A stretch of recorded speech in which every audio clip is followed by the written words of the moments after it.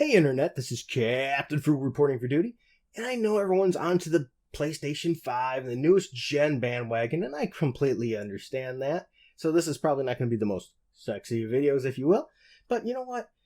I'm a little bit old school, right? I tend to like the older things, you can get them cheaper, and I don't like to spend money when I don't have to. So one of the things I never really tend to do is buy charging stations very much unless I absolutely have to.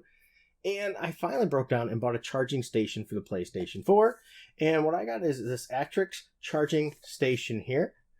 Okay, so here we go here. This is for the PlayStation 4 where you can charge two controllers simultaneously. And so let's sit down, take a moment, and review this device.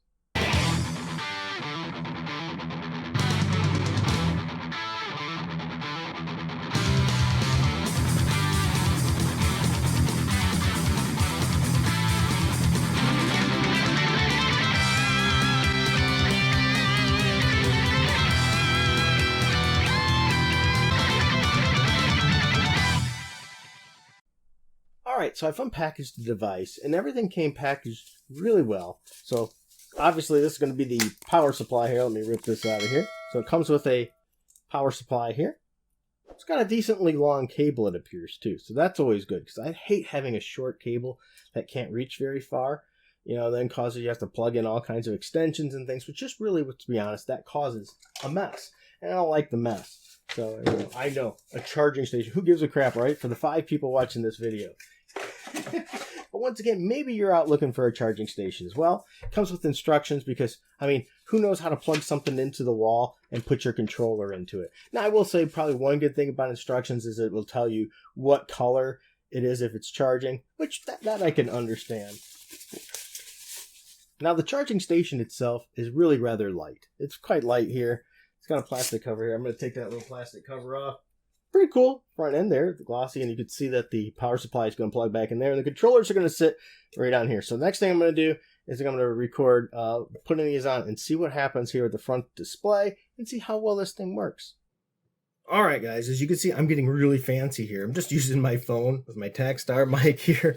I'm going really simple and easy on this one. So here we have a PlayStation 4 controller.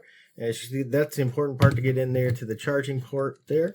And you're just going to plug it in there. And as you see here, we're going to have a light on here right at the front there. It's going to tell us that it's green. There we go.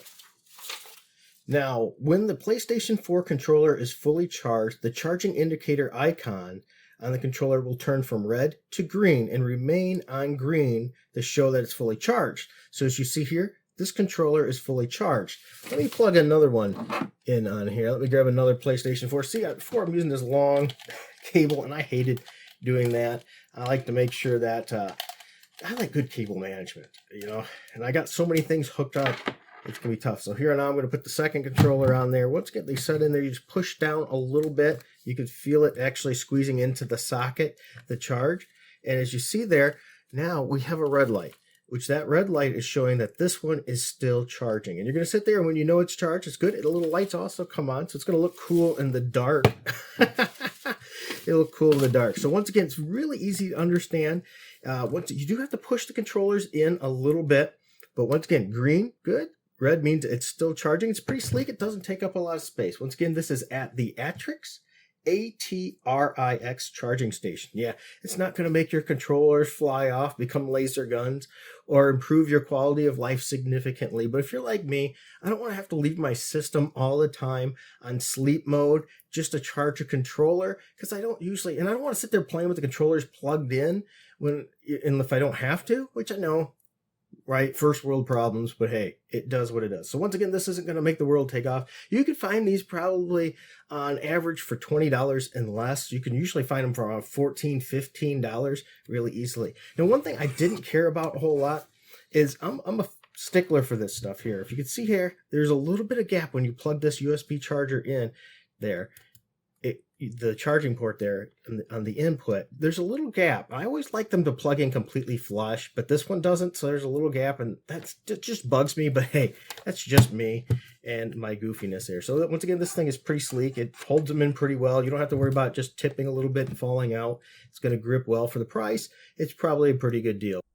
But there you guys have it. A really quick, dirty, nothing super fancy review of this here. The, once again, Atrix charging station for PlayStation 4 controllers. I know everyone's moving on to PlayStation 5. I get it. I know that. But hey, I still, you know, I like to get as much on my controllers as I can.